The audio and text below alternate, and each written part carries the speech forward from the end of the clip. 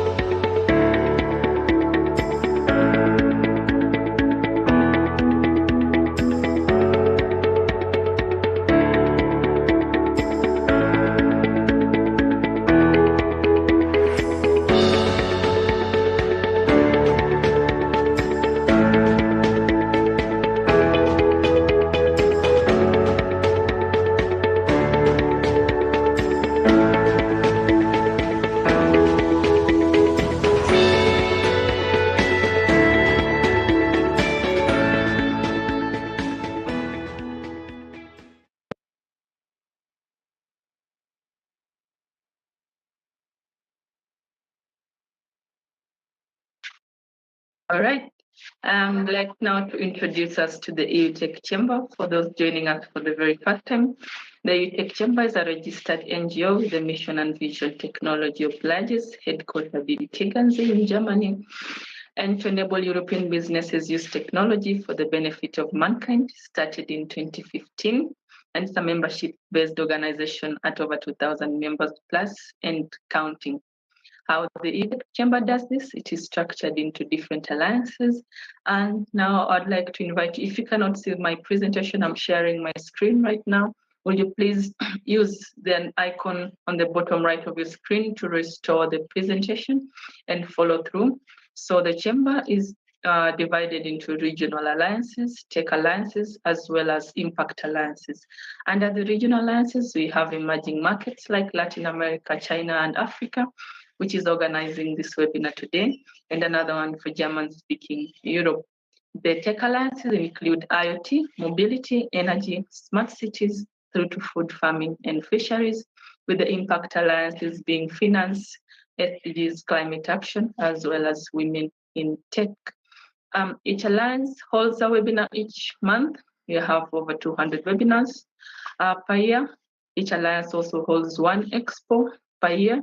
These are hybrid events and virtual exhibitions around major European cities.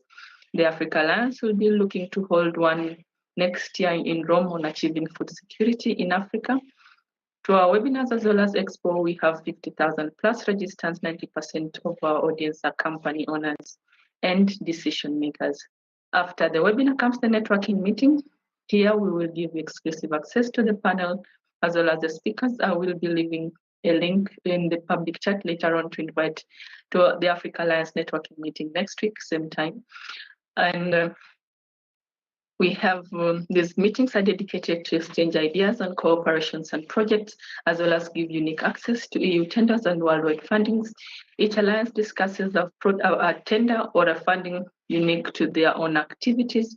So depending on the alliance of your choice, and I'd invite you to to create a profile on the tech.forum. I have left the link in the public chat. Follow the different alliances of your choice and join in their different discussions on tenders and worldwide fundings. So the Chamber has a wider ecosystem consisting of insights, programs, as well as the tech.forum.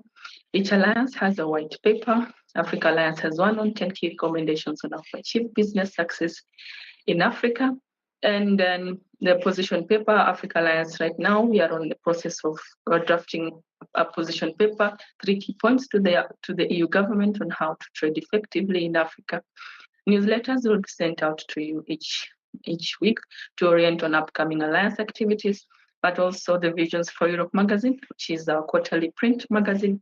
Here you can find articles, how science, innovation, and technology is being used to transform society sustainably. And this magazine reaches 10,000 European decision makers directly, as well as 100,000 readers. EU tenders, as introduced in the previous slides, but under our programs, our tech team will give your company promotional and marketing support under social media, align with digital transform ESG under the digital transformation support, but issue a climate-friendly certificate under the Climate Action Partnerships. As introduced previously, that each alliance holds one expo per year. These expos do end in awards. The SDG Alliance, for example, will be holding one on February 23rd, 2023. There will be 17 winners for each SDG category, and these awards will each winner will receive a marketing and promotional award valued at 10,000 euros. Our tech team will provide you a virtual booth. You can create and manage your own expo and your own events, and you can move this virtual booth to the virtual expo. The tech.forum that I've been talking about, here you can connect, network, and grow, match to over 50,000 plus global tech executives, as well as access past events, speaker database, and publications. To engage and benefit, you can always reach out to us via email, via LinkedIn, but also in the public chat. I've left the Africa Alliance LinkedIn group. Please do join us to further continue with our discussion. So that is the EU Tech Chamber, and with the Africa Alliance, which is organizing our event today. For the webinar that we're having, Evaluating Youth and Women Initiatives in Africa, I am joined by Karin Heinzel, who founded the social venture in 2015 in Germany. Before, Karin studied communications in Austria and political management in the United States, has worked internationally in education, politics, and development aid, and today MentorMe successfully brings job-seeking women together with the working world through individual mentoring, training, and events. MentorMe grew from 40 mentees in 2015 to over 6,000 mentees and mentors in 2022 in Germany and Kenya alike, where it started MentorMe Kenya. And MentorMe hosts over 220 events per year and has been partners with Coca-Cola, EY, ING Bank, Deloitte, and GIZ, as well as, and then Karin is also a member of the board of the German Society for Mentoring and a TEDx speaker, consultant, and community builder. We have Linda Kumalo, who is a Wits University graduate and a digital technology industry activist with 30 years in the digital technology industry and experience in different parts of the industry covering infrastructure, policy formulation, regulation, sales, and marketing, operations, and many other aspects. Linda has been academically involved in the digital technology with 4 books published, one in 1998 on telecommunications made easy, 2011 on ICT made easy, 2016 on 10 steps towards home cyber security, and 2016 on introduction to digital technology. Linda established Safe Cyber Life, a company that specializes in cybersecurity, covering legislation, infrastructure, organization, capacity building, and collaborations towards cybersecurity, with the main product on capacity building.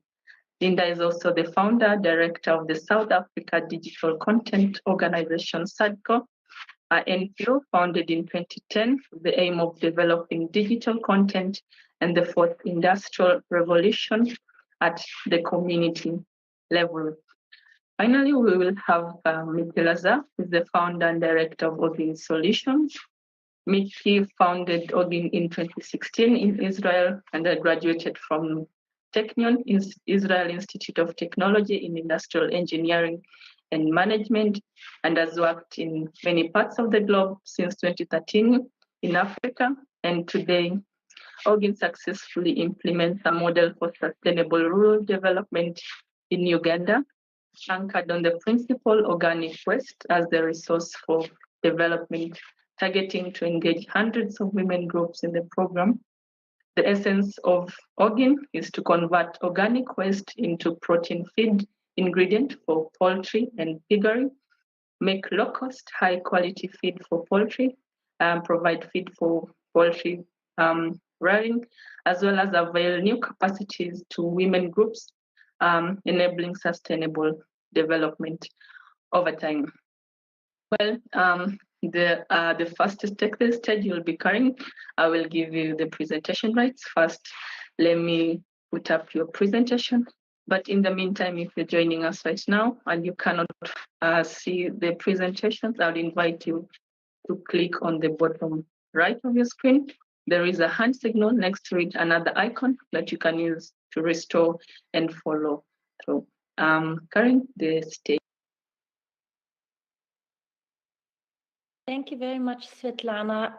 Hello, everyone. I'm happy to be here. Yes, wonderful. Now I also see that I can move the slides. Thank you very much, Svetlana. Basically, you already introduced Men2Me, which I wanted to do here on the first slide, so I keep it short. I know that the time is flying, so let me quickly say the most important things about Men2Me and Men2Me Kenya before we move on, why we came to Kenya and what we are doing basically in Kenya with what impact. So I'm the founder and general manager of Men2Me. Men2Me is as old as EUTech. I founded it in 2015, and today it has become the biggest mentoring community in Central Europe for women as mentees and for men and women as mentors. You see here a couple of facts and figures. We have 3,200 women as mentees. Most of them still are in Central Europe, but we are growing. We've come to Kenya this year, so we have started in Kenya just this year. We support these women who come to us who want to grow within the job with the help of over 3,000 mentors and a community of 20 subgroups. When I'm speaking here about communities, I'm talking about women in tech, I'm talking about mothers and fathers, I'm talking about women with disabilities, job seekers. So there are many sub-communities within Men2Me, where our community members, the mentees and the mentors can meet, can engage with others, and can support each other. Then, as you said, we have 130 events and trainings per year, 20 corporate partners, you named a couple of them. And I think this is one of the main reasons why we basically came to Kenya. And there's also the link to EUTech. We have built our own matching software last year and still this year, where we are basically able to match thousands of people in the name of mentoring. And this is actually the reason why Men2Me, as a German company, also came to Kenya. And here's the story about how we came to Kenya and why we are here. So Let me give you a very brief perspective of why Mentor.me basically came to Kenya. I was approached 2 years ago by the GIZ, who asked me whether it's possible to roll out a mentoring program like Mentor.me is in Central Europe to Kenya. Because as we all know, so I really only want to touch it very briefly. Corona struck us all. Corona affected us all negatively, especially the economy. So the GIZ asked us whether we from Mentor.me Kenya can bring mentoring to Kenya to support job seekers. So many people, especially women and youth who lost their jobs during the Corona crisis, but also to support owners and managers of MSMEs to get back basically on track, to rebuild their businesses who have also been negatively affected by Corona, and to basically also scale their businesses. And as you can see, especially youth in Kenya, which is the biggest population, suffered a lot from Corona, and not only financially and in terms of loss of job, but also in life satisfaction, well-being, and self-esteem. I think it's not a secret that when people lose their jobs and when people are looking for jobs for quite a while, this also affects their personal life. So there are hundreds, thousands of Kenyan youth who are just looking for jobs, and they really struggle to find jobs right now because the economy just slowed down so much, and actually people lost jobs. The same counts for women, and I think this is true not only for Kenya, but probably even worldwide, also in Germany, in Austria, and Switzerland. I see it on many levels.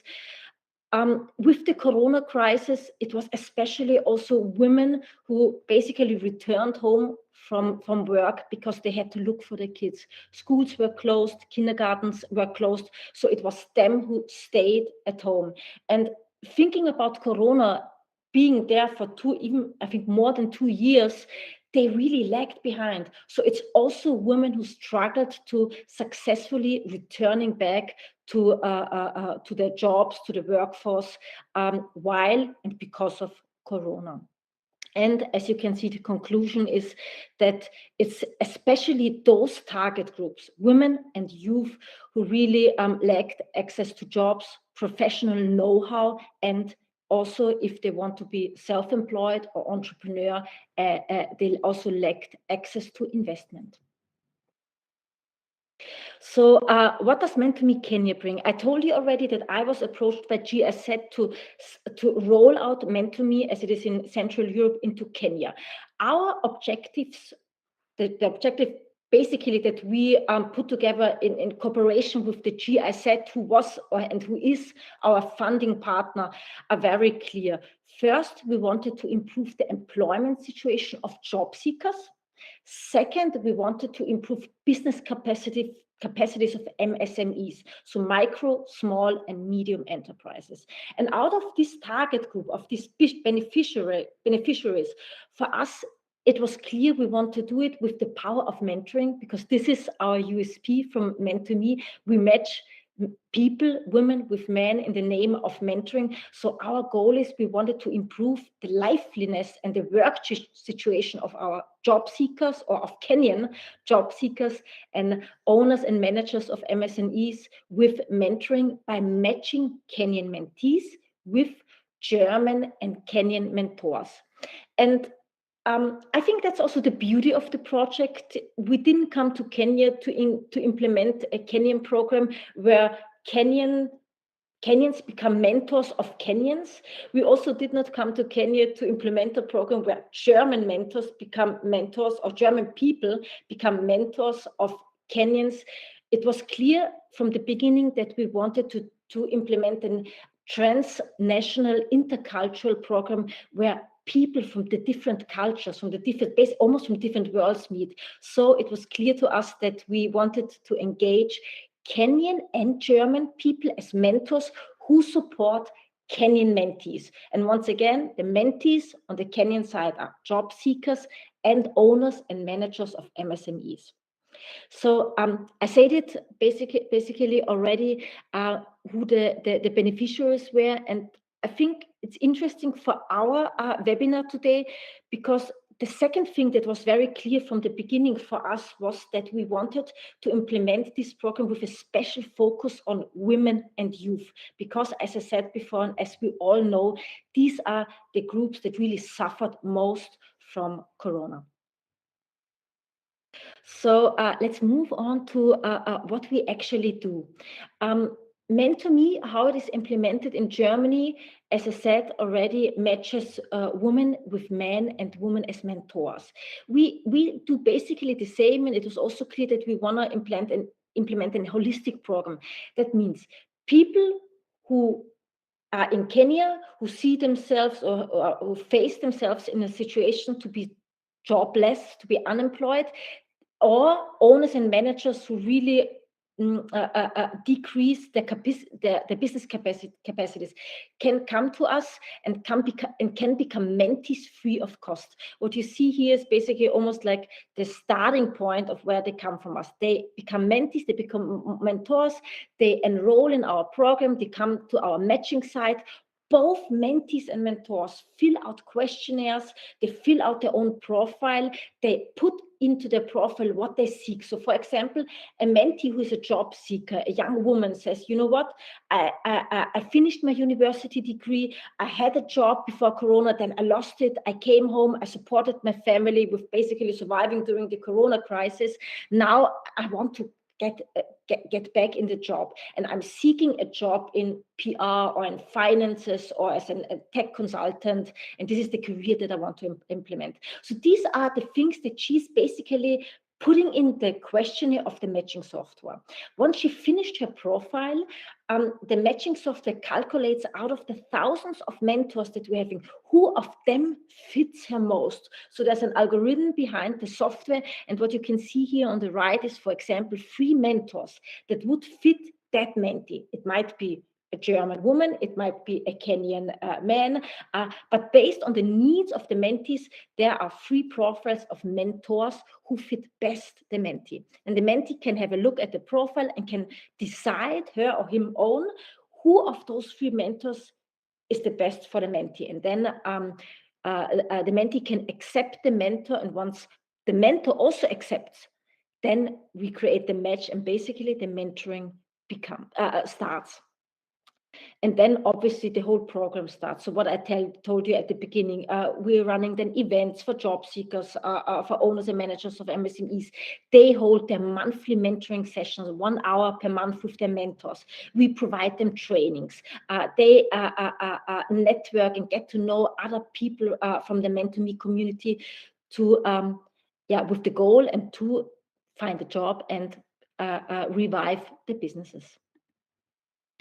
And here's actually almost how I want to end. I have one more slide for you, but the baseline is actually why we should all be mentors, and why I invite you to become mentors, or of course also with Mentor.me, and also why you should engage and motivate your employees, your colleagues, your partners to become mentors. Basically, and this is what we're here for, it's something where you can invest in youth and women in Kenya. And something we all know when we are business owners and business leaders is the best teams are diverse teams. So diverse teams from people with different backgrounds, different ages, different genders. Another reason is your employees become mentors, and they upskill themselves by teaching, so by becoming mentors, by giving advices to a mentor. So it's, I think, a wonderful professional development tool for your colleagues and employees.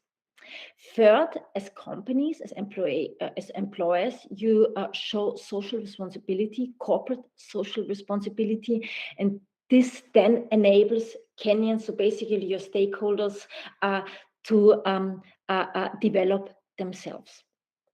Last but not least, with something like Mentor.me and Mentor.me Kenya, you will have a recruiting strategy. And what I'm always saying when I meet with big business leaders from big corporates, it's kind of a soft recruiting tool. So you can imagine it when you make your employees mentors, they they support a mentee for a year. They not only get to know the mentee, but they can also see whether the mentee is a corporate and cultural fit for your own companies. So if it is, and if you seek employees, then obviously you save a lot of money with recruiting because you have already seen the fit of the mentee for your own company through the mentor. And what is the result? The result basically is that we, so far, since we've basically landed in Kenya in May, we have matched 700 people to 350 mentoring teams. The goal, as I said at the beginning, is to create 500 mentoring teams, so matching 500 people in the name of mentoring. And